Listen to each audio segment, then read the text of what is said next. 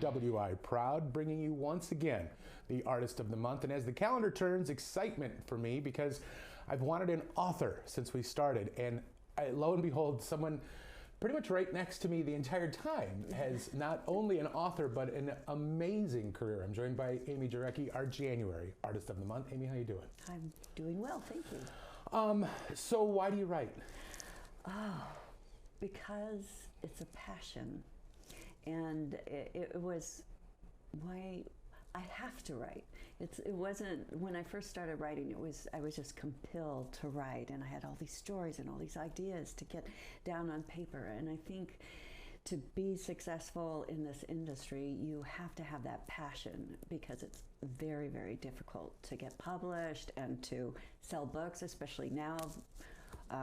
Amazon's publishing 7,500 books a day. Yeah, so your career started probably back, and maybe I'm wrong, but it started back when just getting a deal was really hard. And now you can self-publish, but that also means there's 40,000 books a day being published. Yeah. So how do you fight through that? It's tough. You know, every book is different. Now I have a platform, you know, and I have I have guaranteed sales because I have a following, but it's every year it gets harder.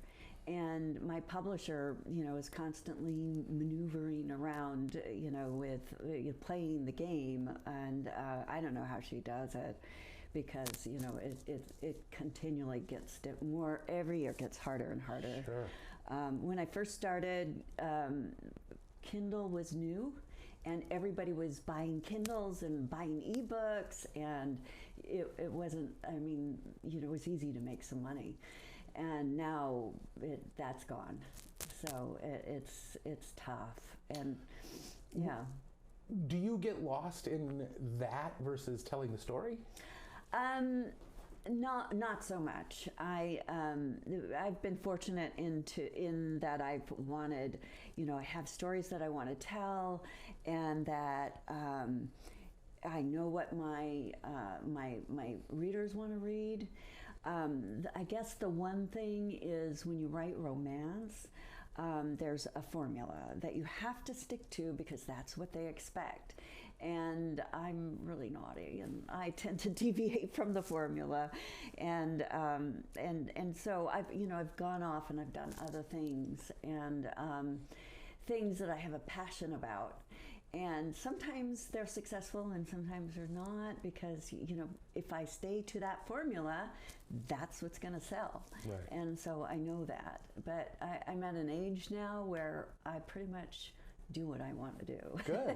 Yeah. Speaking of branching out a little bit, your newest book, which is My Jeans Don't Fit, that's a little closer than most of your other tales, right? Yeah, closer to home. Yeah. Yeah, because I actually have a vascular disease called vascular Ehlers-Danlos. And people think of Ehlers-Danlos to be the stretchy, you know, when you know, hyperextended. But vascular is actually the deadliest. The average lifespan is 51 years for someone who has it, and I've passed that. And but I didn't know that I had that, and starting about age 15, I started having events, which are, because it's you don't produce the right amount of collagen 3, and you half of the collagen 3 that I do produce is bad, and it doesn't link properly. And so, but I didn't know any of this. I nearly died in childbirth. You know, on and on and on. All these things happened to me, and I was 58 when I had my second dissection, and I knew I had the second one because it's something like it happened to me when I was 48, but there were no tests done. And so my daughter, 2 weeks later, was in a car accident and had carotid and vertebral dissections. And I was doing push-ups when I had a carotid dissection and a TIA. And so This story is fiction, but I draw from a lot of personal things that happened, and I cried. Of course, yeah. Yeah, and so it really touches home. Sure. Yeah. So, I mean, this is very much different, but you clearly draw from your personal experiences, because one of your more successful series is the Highlands series, which is drawing on your Scottish roots. You not only are Scottish, you went to school in Scotland. It sounds like Scott is where your heart lies. Oh, it is. Yeah. I mean, when I go to Scotland, when I leave to go home, it's like, oh man, I'm leaving a piece of myself there. And it's funny, because when I do go to Scotland, the Scots are like, oh yeah, everybody's half Scottish. Sure. But I've traced my ancestry back to Robert the Bruce. Oh wow. And and his daughter Marjorie on her side, and so that was Robert II is one of my ancestors, and then on and on and on. One of my ancestors was beheaded. Sure. Sure. Yeah. Wow. So it's really, really interesting. But so I go to Scotland a lot, and I stand in the places I write about, and I get as much research as I possibly can to actually try to transport my readers back to the place where all of it happened. And let's see, I don't have one up here, but In the Kingdom's Name is about William Wallace. And it starts with Rise of a Legend. Book 2 is In the Kingdom's Name. And it's actually the only thing where you've got to read 1 and then read 2. Most of my books are that you can read one book and it'll be standalone, but this one not. The book won an award for best time travel. And you think William Wallace, oh God, I don't want to read about that. But his life was so interesting. And, there are gaps in the history books and, where I had to fill things in.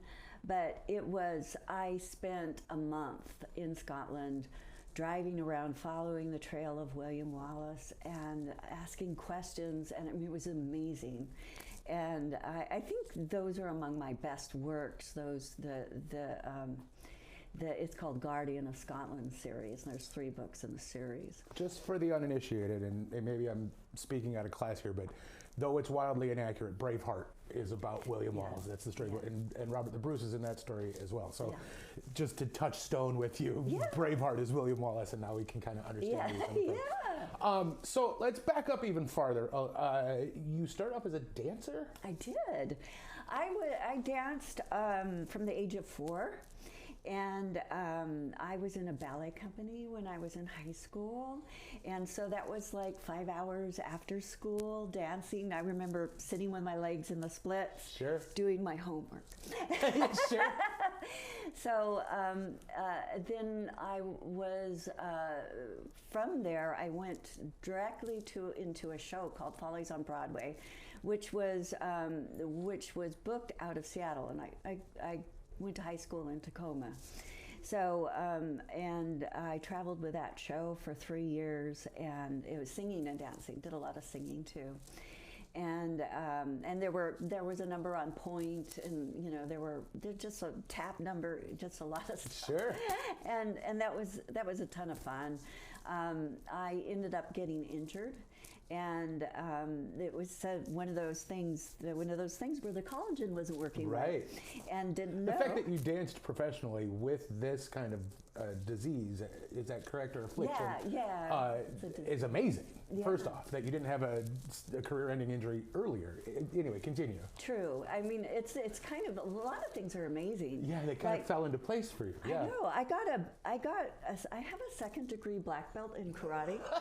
And people with this are not supposed to do karate, but interestingly, the first time I was in the sparring ring, I got hit on the head like that, and I kind of passed out and got a concussion. And from then on, my sensei wouldn't let me spar with anyone but him, and he would just do light taps. And so that's how I was able to get. But I still didn't know what I had. Sure. But that was how I was able to get a black belt. Sure. Because I never got hit hard. I was bruised all the time. My whole body was purple.